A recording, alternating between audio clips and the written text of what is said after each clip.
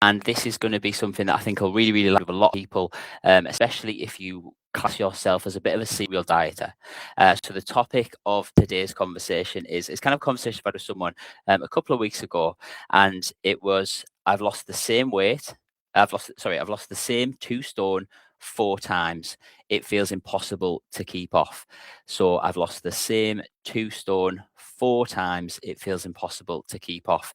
And I thought this was a really, really really difficult position for this person to be in. And I'll share some of the kind of the conversation and the advice that I had for them. And I just thought it'd be really relevant because a lot of people that I speak to, whether that's on social media, whether that's in person, whether it's in the gym, are people who have tried to lose weight in the past and it's just not stuck, or more than likely they've had some progress. They might have lost half a stone, maybe 2 stone like this person, but ultimately it kind of unravels and they end up regaining the weight. And so I thought that would be a great idea to do as a topic. And I think that really, really help a lot of people. So if that's you, if you're someone who can start off quite strong on a diet, but then it fades away and you lose all your progress, and oftentimes you end up in a worse position when you first started, the strategies I'm going to share today are going to be really, really helpful. So stay tuned for that. So thank you for joining me. Let's dive straight in. So if you are someone who is in that position, that serial dieter, you kind of can lose weight, but it's keeping it off that's the challenge. So first off, I would start with try and recognize that that's kind of good news. Obviously it doesn't feel like it, but you can lose weight. So sometimes for people there's medical reasons why it's harder for them to lose weight, and some people obviously have harder circumstances than others.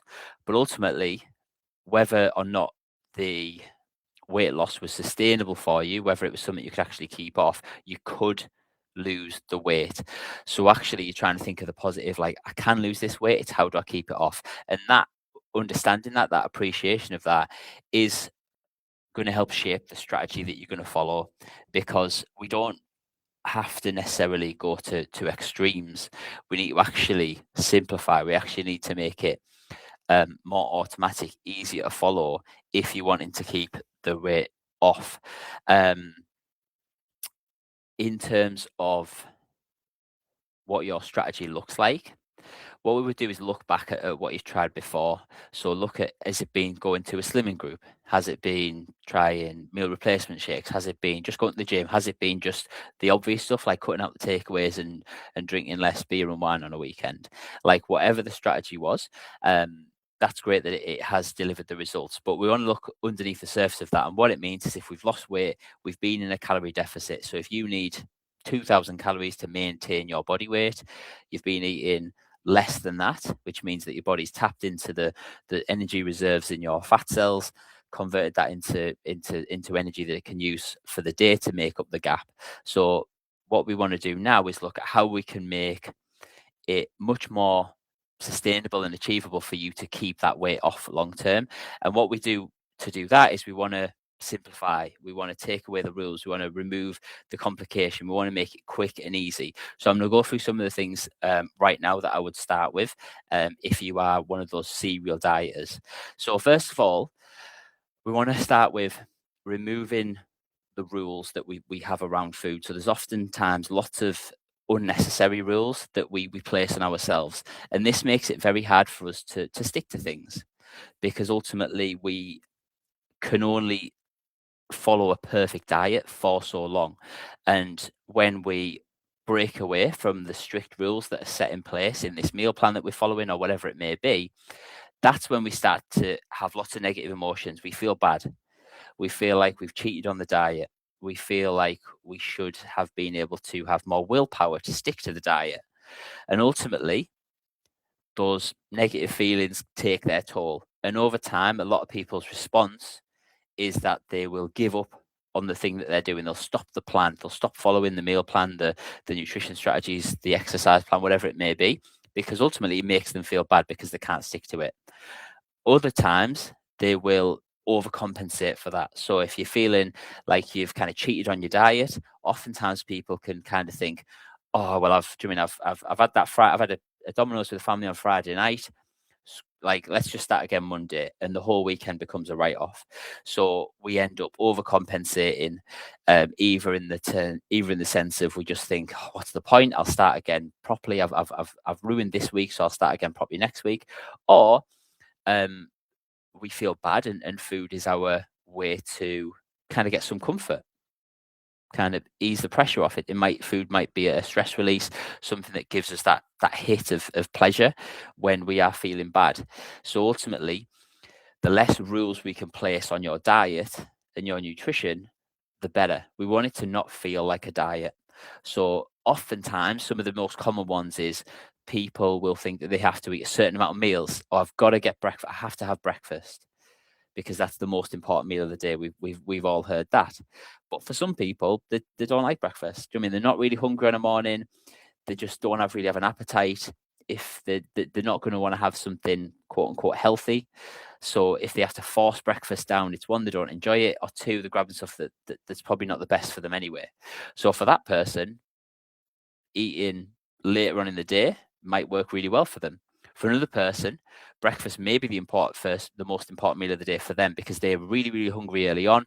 If they have a good breakfast, they feel good. It sets them up for the day.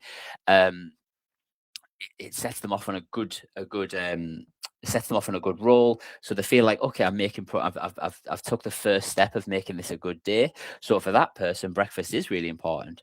So what I'm trying to get at is there's no one size fits all rule. So meal frequencies, how often you have meals and how many meals you have is definitely one of those unnecessary rules that we don't need to worry about. There's also the clean eating versus kind of processed foods. Now, obviously, if you're eating 2,000 calories of Mars bars versus if you're eating 2,000 calories of a good balanced diet with protein, with vegetables, with fruit, with some healthy fats and carbs and lots of water, obviously the impact on your health is going to be very, very different. You're going to feel different. And obviously it is going to have an impact on you. But that's very, very different. Those two extremes of 2,000 calories of Mars bars versus 2,000 calories of a great diet, they're two very much end of the scales, which obviously most people aren't going to go to. But to have 200 calories, 400 calories of chocolate, of quote unquote junk stuff in your daily calories, if you've got 2,000 calories to play with, do you know what I mean? You could probably get away with that. And I think that for most people, that is a healthy, happy medium. Some days you might not have any chocolate, sweets, quote unquote junk food. Other days you might have a bit more because you're going to go out for food, or you go to the cinema, so you're going to have some popcorn and sweets and whatever it may be.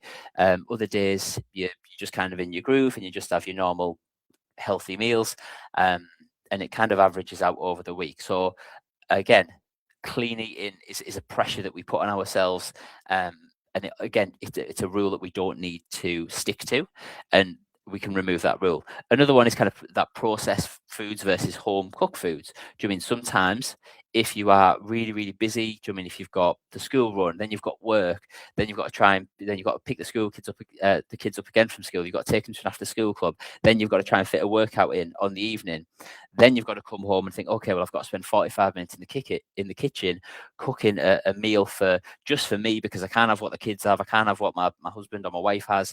I have to have something 100% clean, 100% freshly prepared. Like, that is just going to set us up for failure. You might be able to do that 1 week or 2 weeks or 4 weeks in a row, but ultimately that makes it really, really hard. It's going to take a lot of energy, a lot of effort, and a lot of willpower to do that. And our willpower, energy, and effort is a finite resource. We don't have unlimited amounts because the rest of our life draws from it. The school run, work, our own workouts, our own social activities, our own kind of life admin that we've got to do in terms of taking care of our family and our house. Those all draw from our pool of energy and mental willpower. So for some people in that scenario, do you mean having some ready meals in the house might not be the best meal ever, but it can certainly help. You could have a ready meal do you mean you can get the protein versions of ready meals, 20, 30 grams of protein in, and shot in a bag of microwave veggies, and there you go, in 10, 15 minutes, you've got something that you don't really need to cook at all, but you've got something that keeps your calories to where they need to be, and it's not the worst meal. Again, if you're going to have that 3 times a day, then obviously your nutrition probably isn't the best. But using it every now and again on those really, really busy days when you need something fast is much better than trying to force yourself into a 45-minute meal prep for your own tea, which is separate from everyone else's because you've got to have the clean eating, and then burning out the next day and giving up entirely on the plan. So again, remove the rules, and find a way to make it quick, easy, enjoyable, and something that's flexible and bends around other stuff. So they're the things that are going to help you lose weight in a way that you could repeat. So if you are thinking, okay, well, I've got, like, this person has 2 stone to lose. So what's that, 28 pounds, so say 2 pounds a week on average. So 14 weeks. So if you want to think, okay, 14 weeks, I can probably get close to that 2 stone off. But this time I don't want to make it number 5 of where I regain. I've regained the weight 4 times in the past after losing 2 stone. I want to keep it off this time, and I want it to last, and I don't want to have to lose this weight again. So what we want to do is think, out of these 14 weeks, we do what we've just talked about there. But also we want to do is think, could I repeat this 14 weeks again and again and again and again?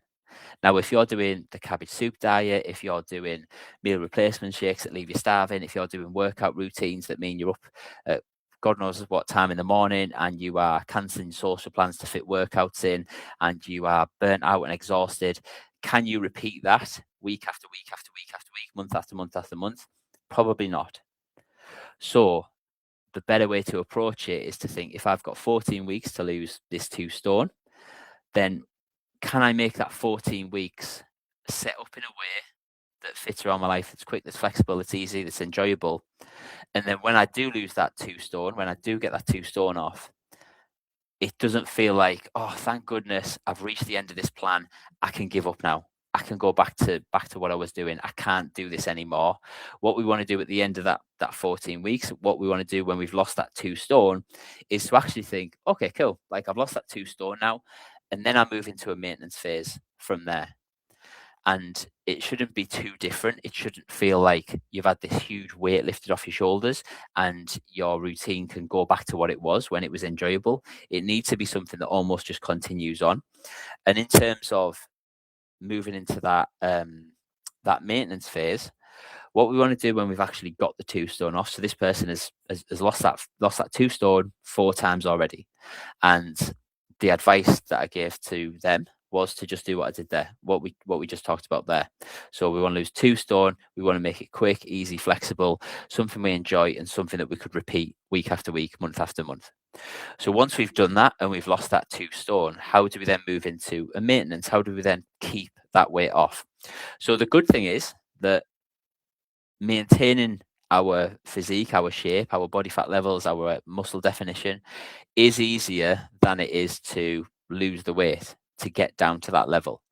So what that might look like for you is, if you're eating 1,500 calories and that gets you that 1, 2, 3 pounds a week off, then we know that, okay, 1,500 calories is my deficit. I can lose weight at this level. Now, when we get to our goal weight, our target weight, what we want to do then is bring our calories up. We want to try and increase our calories to the point where we are still seeing that our weight is hovering around. Obviously, there'll be natural ups and downs. There'll be a pound up here, a pound down there, a pound up here, a pound down there. For some people, that's quite a tight range. It might be 1 pound up or down. For other people, that might be 2 or 3 pounds up or down.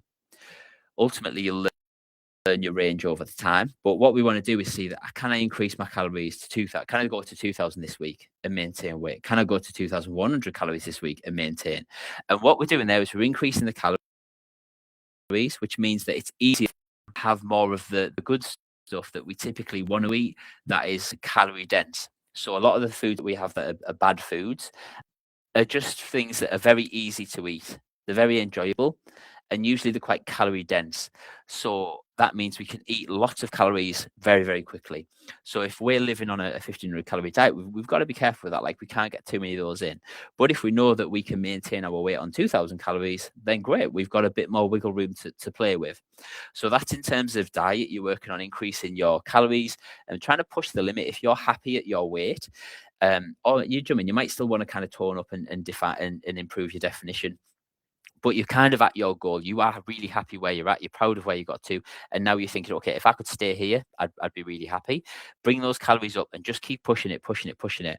And if you find that you're starting to gain 1 or 2 pounds and it's not kind of correcting a day or two later, then you know that you might have reached kind of your ceiling for those calories. So you might push it up to 2,200 and realize, okay, like 2,200, if I have any more, I'm going to start to gain. Now, if you do that and you gain a pound or two and it takes a little bit of time to come off, then again, just drop the calories back down, go down to 15, 16, 1800, whatever whatever your losing level of calories was.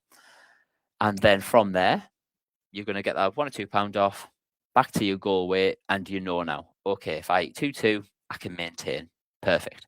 Now, in terms of exercise, this again is one of the levers that we can pull when we are in a fat loss phase. We can increase our daily activity, our just general steps, our general movement. We can add in cardio, which will be on the bottom of my list of priorities for people who are trying to lose body fat.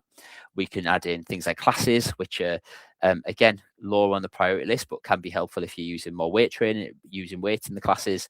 But the top one is going to be weight training, really structured, high quality weight training with a real purpose, real focus. And you're going in there and you're doing some really good work. You're not spending an hour and a half in there, but you're getting 40, 45 minutes in there, which is what a lot of my clients do 2-3 times a week. And you're working hard and getting good results. Now, if you are at your goal weight, you are happy with your physique, then you could bring that down. You could just train once a week, do a full body session, and that's probably enough to keep you ticking over. So if you have like a really busy week at work, you've got deadlines, you've got new projects coming on, do you know what I mean? It's half term, you are you're a bit under the weather, you just want to be a bit of a break, you want to do something, you want to do more of your hobbies that week or whatever it may be, then what we want to do is actually think, okay, well, can I bring the volume down? So rather than getting to the gym 3 times a week, I'm going to do twice a week, or I'm going to do once a week. And you can absolutely maintain your results with that level of volume. Now, can you keep getting more toned and more defined? Do you mean that's where it becomes a bit of a more challenge? We obviously need enough of a stimulus to advance and progress our physique and our shape. But if you just want to maintain your shape, then that can be much lower. So for the person that I was speaking to recently, and to you, if you have 1, 2, 3, 4 stone, whatever it is, to lose, and you've been a serial dieter who's yo-yoed up and down for many, many times, and you feel like it's almost impossible to keep off, and you're losing a bit of hope, that's what I would say to you. So first of all, look at the strategy on the way down. It needs to be quick, it needs to be easy, it needs to be enjoyable, it needs to be flexible so you can account for social plans and half terms and people being sick and work being crazy. So how can you make it so you can survive the tough weeks? Also as well, it needs to be repeatable. Could I copy and paste this into the next quarter? Could I copy and paste this into the last 6 months of 2026? If I can, then I'm onto something. I'm going to be able to lose weight and I'm going to be able to keep it off because I found something that actually doesn't feel like a diet. I found a way to exercise and keep healthy and fit and mobile that doesn't feel like a real pain in the butt and something that I've got to drag myself to every Monday, Wednesday, and Friday, whatever it may be. And then once we are at that level, that's when you can take your foot off the gas a little bit. The challenge is that often people take their foot off the gas too much, and it's because the way down was so brutal. So they were really, they went hard on their diet, they went hard on their training, and as soon as they hit that goal weight, they're like, F this, I am done. I do not want to be getting in the gym. I'm sick of the sight of the gym, and I'm throwing the kitchen scales out because I'm not weighing any more food because it's been absolutely a nightmare. And bring me in the chocolate. So oftentimes people get to this, when they get to the goal weight, it's just completely, they go cold turkey, they go back to the old habits, and obviously the weight comes back on. What we want to do though is we can gear back in a smart way, so we don't need to be in a calorie deficit anymore. So we can bring the calories up, which makes it easy for you to stick to. It means you can have more of the foods that you enjoy. You can have bigger portions. Hunger's not going to be as much of an issue. And then also as well, in terms of training, we can also then focus on the quality of training. As long as the quality of training is there, you can probably bring down the number of sessions that you are doing. So that means it's easier to fit in into your life. It doesn't take up as much of your time. If you don't love being in the gym, then you don't need to be in as much. And ultimately, you can still maintain whilst feeling great. The other challenge is going to be that when you have reached your goal, when you've got that 2 stone off, People are going to say, "Oh, do you mean? Oh, amazing. Do you mean, Susan? Oh, you look amazing. Do you mean you lost weight? Yeah, I've lost 2 stone. Amazing, amazing, amazing." You get lots of positive feedback on the way down if you're around the right people. What happens 6 months later when you are still 2 stone down, you've maintained your weight for 6 months, is you don't get positive feedback as much. People might still say, "Oh, you look nice," or whatever it might be, but there's not as a strong a response. There's not as many people congratulating you for maintaining your weight as there is for losing weight. So that can present a bit of a challenge for some people because they don't get that positive feedback. They don't get that "I've lost a stone" award. They don't get that when they meet someone who they've not seen for a little while. They say, "Oh, wow, you've lost weight. Yeah, amazing. Yeah, I have." So what we need to do is kind of replace that. And that's where I think exercise really, really comes into it. And if you're wanting to make the results that you get last, then exercise is something that you want to get in. Again, it doesn't have to take your whole life. It doesn't have to become your identity. You don't have to be doing high roxes and marathons or whatever it may be. But if you can get some form of exercise that you like, it could even be a sport, doing paddles, taking off, golf, whatever it could be, but some way to keep active, keep you moving, get the muscles working. Ultimately, that is what's going to allow you to it's certainly going to help keep that weight off. And why that's going to help you do that is because it's going to help give some positive reinforcement to the fact that you are still doing those exercises, you're still putting in the effort. So if I'm doing squats, I want to hopefully be doing a couple more reps than I did last week, or I'm going up the weight from what I was a month ago. Or if I'm doing, if I like to run, trying to push for a faster 5K time, or I'm going to do my first 10K. Or if I'm doing golf or paddle or whatever it is, I feel like I'm playing better at the sport. I've got a lower round score. I don't know. Clearly, I don't play golf. I've got a lower handicap when I'm playing golf, or I am doing now able to come off the paddle court feeling good, and I'm not feeling as drenched in sweat and exhausted, then that gives us some positive reinforcement to like, hey, keep going. And it's something that means that you're going to be able to enjoy it and make it become makes maintenance much more enjoyable for you in the absence of that weight loss feedback. You're not seeing the numbers change on the scale, but hopefully you're seeing the numbers change in the gym or on the runs or in the paddle court or on the golf course or whatever it may be. So finding a form of exercise that you enjoy is a great way to maintain that as well. So there we go. So if you are that serial diet, hopefully this episode was really, really helpful for you. What's been kind of going on for me. So last weekend I held a workshop where we talked about how to lose 21 pounds in 10 weeks before the summer holidays. So we're almost 9 weeks away from the summer holidays now. And we covered strategies kind of like this. We talked about in detail, a little bit more detail about nutrition and training and mindset and all those kind of things. And that was a really cool event. So if you're interested in coming to one of the events that I host, typically do them every 3 to 4 weeks, small group, informal, there's no workout element. And ultimately, it's a nice way to come and learn the strategies that I talk about in my book and that I use to coach clients with for free and get some really helpful advice. And for some people, that might lead to working with me. For other people, they take what they learn and they implement themselves and they get amazing results. So ultimately, if that's something you're interested in, just check me out on social media. I'm always posting about it if I've got an event coming up.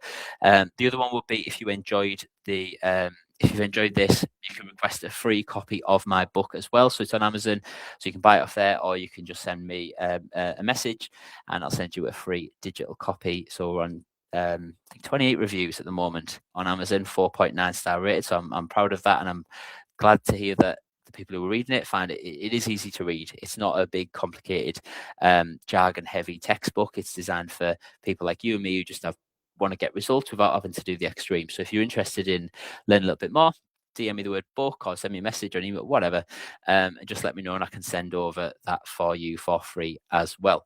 The other thing would be in terms of maybe more personal stuff. I don't talk about this too much because I appreciate that people aren't as interested, but I'll add this on at the end just in case you are. But in terms of me, so I'm currently, in terms of my training, I'm 4 weeks and a bit away from summer holidays. So I've got almost a 4-year-old daughter and a 1.5-year-old son. So being around the hotel and by the pool is something that I'm really, really looking forward to. We've got we pick the hotels based off how many slides they've got and how cool the resort looks for Sophia and Harry. So I'm excited for holiday, and I kind of set a little bit of a mini goal for myself. It's probably about 9 or 10 weeks ago now, so it's like kind of like 13, 14 week runway into the holiday, and it was to get just almost as lean as I've ever been, and I'm kind of getting there now. I'm a little bit away from kind of where my target is, and I'm probably on track to hit it. So I'm feeling like I'm going to be able to go and have lots of energy, and when I'm by the pool, I'm able to be fully present. I'm not feeling self-conscious. I'm not worried about what people are thinking about me, and I'm able to keep up with Sophia and Harry. To be honest, that's sometimes the biggest challenge there is. But yes, I've got that going on as well. So that's really cool for me too. But hopefully you enjoyed this episode. Hopefully you enjoyed the show. If you're listening on YouTube or Spotify or Apple Podcast or whatever it is, do you subscribe, drop a like, comment, let me know what your biggest takeaway was. Hopefully this was helpful for you. If there's a topic that you see, whether you see it on TikTok or you see it as a post on Instagram, whatever it may be, a topic about weight loss, about exercise, nutrition, diet, or whether it's something a bit broader, and you want me to kind of cover it as a topic, let me know, and I can certainly try and add that to the list. Got loads of cool ideas queued up. Lots of conversations I've had over the last 6 months or so with various different people who were kind of going through similar challenges like this. So I've had some serial dieters, people who have got huge goals, some people who've kind of just trying to get the last half stone off. So there's lots of different angles I can talk about, and hopefully these podcasts will be, the show will be something that you can use if you're maybe not ready to come to an event, or you're not ready to reach out and maybe work with me in person. This could be something that really, really helps you out and gets you moving in the right direction. So hopefully you are, hopefully you've enjoyed the show. I'm going to wrap it up now. Tonight I'm off to see Example in Newcastle. So that's a bit of a blast from the past for anyone who around that 2010s music era. So yeah, I really look forward to that. That'll be good as well. So yeah, good night for me, plan. Hopefully you're having a great rest of your week, and I'll see you on the next episode. Thank you. Bye.